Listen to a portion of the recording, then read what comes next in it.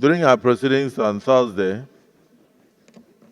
I had cause to refer to the Legislative House's Powers and Privileges Act 2004 and also our standing rules, where it is clearly stated that whenever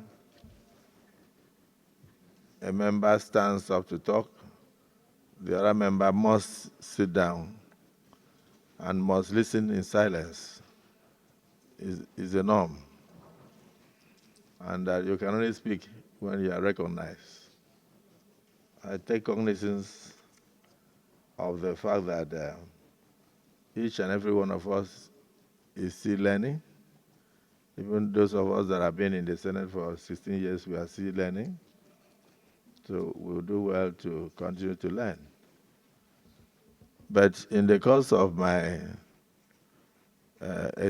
talking to one of my distinguished sisters that she should speak whenever she's recognized, I made reference to the fact that we are not in a nightclub where people have to shout above the noise of the music. And the social media went agog. I'm not on social media, but my wife called me that people got angry. They published her number and said people should occupy her. So she used to receive, she received over 2,000 to 3,000 phone calls a day. And then I tried to on one of my phones. I realized it was in the public. In fact, the phone crashed after about 3 hours. So I am very happy with the interest generated by Nigerians in what goes on in these chambers, because we are here to cater for their interests. And so for them to be so interested in what goes on here means that we are connecting with the people directly. And it would have been terrible if we were doing all this work and the people were not even aware of what we are doing. But the communication was totally misunderstood.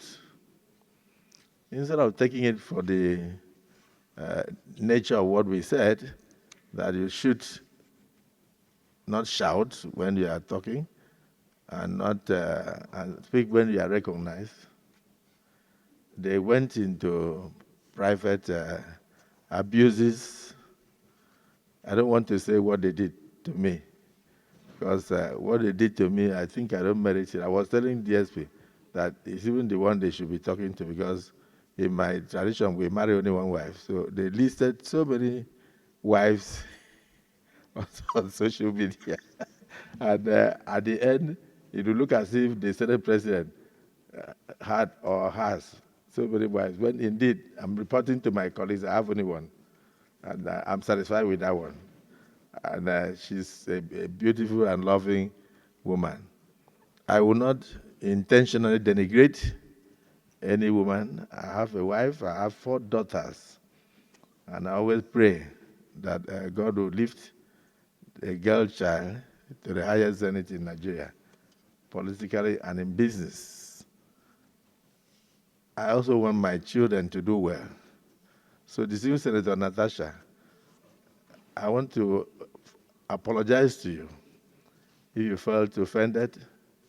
If I had mentioned that we are not in the market, they will say I said you are a market woman. If I said that we are not in a nightclub where people shout above the noise of the music, they will say you went to nightclub. If I said you were not in a community meeting in the village, they will say Akpabio says Natasha is a village woman.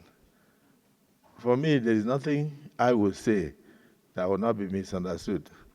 But the interest generated in the social media, people jumped in, shows that you have a lot of political enemies. It also shows that I do have enemies. All of us here contested elections with people. So whenever those people think that you are being brought down, they will jump up and they will say all sorts of things. I noticed even some of them that could not pass through Senate screenings went into the fray and abused the Senate President, abused you and all that. I don't know how you took it, but I felt that I should tender a public apology to you over the miscommunication and the misunderstanding. So do accept my apologies, and my colleagues, for anybody who could have felt offended, I accept my apologies. I did not mean any harm, and I did not mean what they are misinterpreting in the social media. And I hope this will come to an end. And people should concentrate on things that will move this country forward and not things that will divide us. So I hope the apology is accepted.